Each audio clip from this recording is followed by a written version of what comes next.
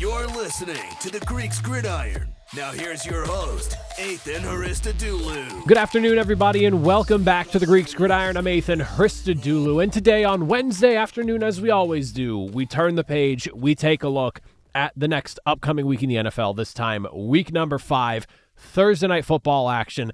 We've got ourselves the 49ers going into LA to take on the Rams in what is a NFC West divisional clash with a lot of stakes on the line here. Division lead, the all-important in the NFC West. So, as always, I invite you all to comment down below. Let me hear from you. Thoughts on this game, who you like going into it, what's your final score prediction, all of that, and then some. Love discussing with you all.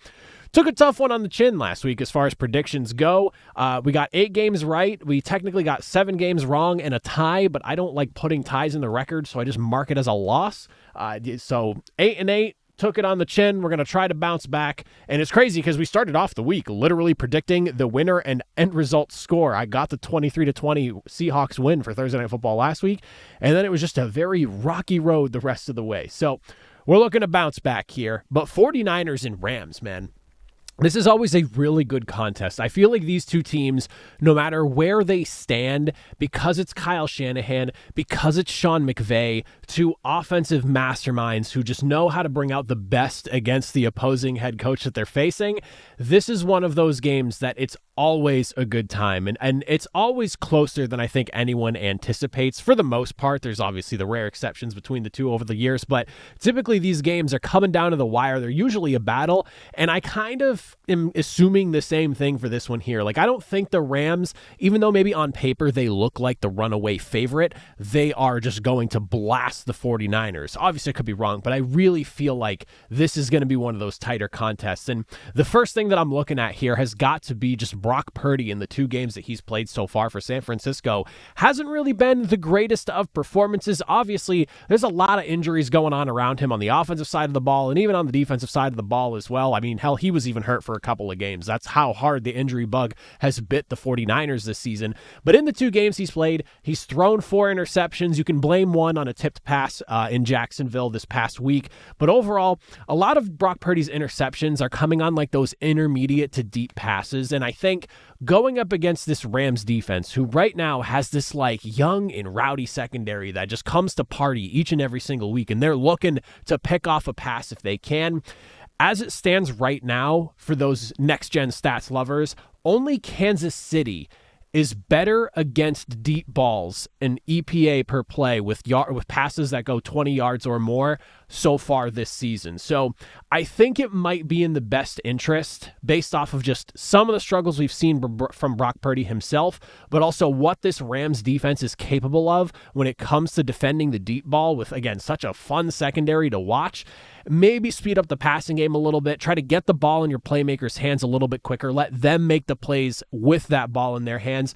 Obviously, there is just so much concern going around health-wise with this team. You look at right now, Ricky Pearsall and Juwan Jennings both had to exit the game at various points last week against Jacksonville. Pearsall ended up coming back for I think a play or something like that, and then just had to get back out of the game. He was like, nope, can't do this. And then, of course, Juwan Jennings came back in, ultimately finished the game, but he's on the injury report. He's been on the injury report. He's already missed play time as well. So you have concerns there, but you're hoping that they'll be ready to go for this on a short week, although I'm kind of concerned about that, but we'll see how it shakes out. As it currently stands when I'm recording this, I only have practice report stuff for yesterday, nothing even for today, because obviously West Coast 3 hours behind where I am. I don't even know if they're practicing yet or if their practice is underway at this very moment.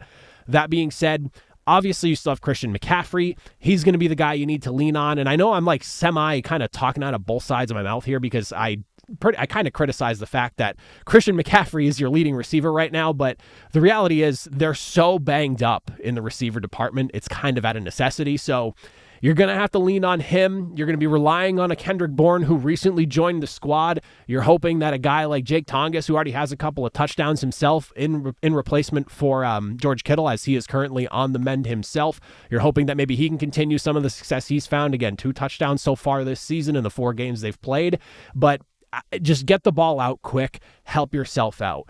Meanwhile, when you look at the Rams for this one, offensively, they've got to feel pretty good. They have had success in a multitude of ways just moving the football all season long, and I think that there is a possibility, and injuries have a lot to do with it, that there's a chance that maybe they continue to find that this week. You look at what Matthew Stafford was able to do last week, and just over the duration of the season, he is top 5 in passing yards so far this year, but last week against the Colts, 375 yards, 3 touchdowns, no interceptions, completing just about 71% of his passes.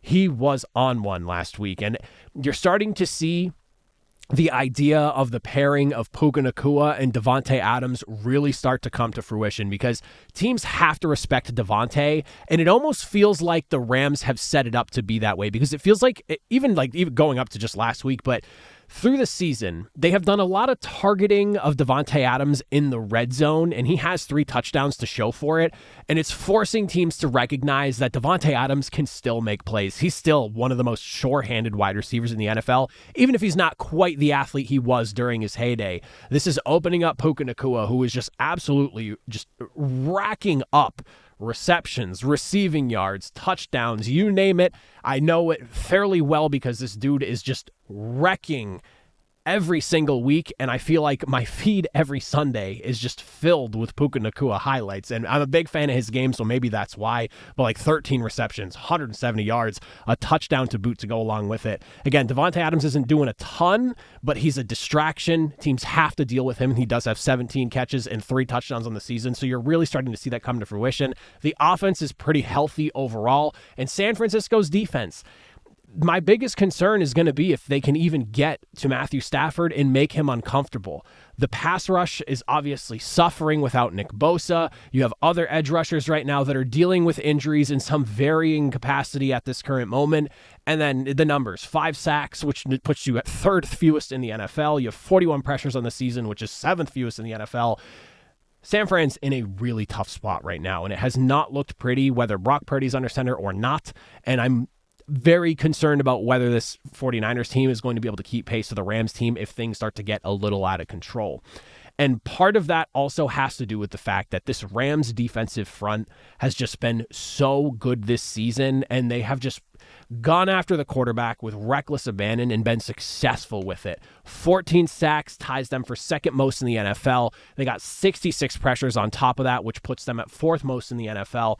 They have been effective chasing down the quarterback, making them uncomfortable, and on top of that, getting home and bringing the quarterback down before the ball gets out of their hands. They have 8 different players who have contributed to those 14 sacks, headlined, of course, by Byron Young, who at this stage in his career, I feel like is really starting to hit his peak in stride. He's got 5 sacks on the season. This is a unit that, if they can take advantage of what San Francisco's kind of been struggling with, because, again, they've been trying to push that deep ball. It hasn't really worked out well. And if they keep trying to do that in this game and maybe not shorten up the passing game, this could be a long day for San Fran's offense. And I don't think it matters whether it's a Brock Purdy or a Mac Jones under center, who's also on the injury report right now as well. This is one of those things where San Francisco has to be smart about what they do. And on top of that, the Rams are a good run defense as well. So it's not like you can go, all right, maybe more ball control focused. Like, yes, you have Christian McCaffrey, and maybe you can challenge that. That's certainly an option there. But you got to keep the passing game quick in my eyes here.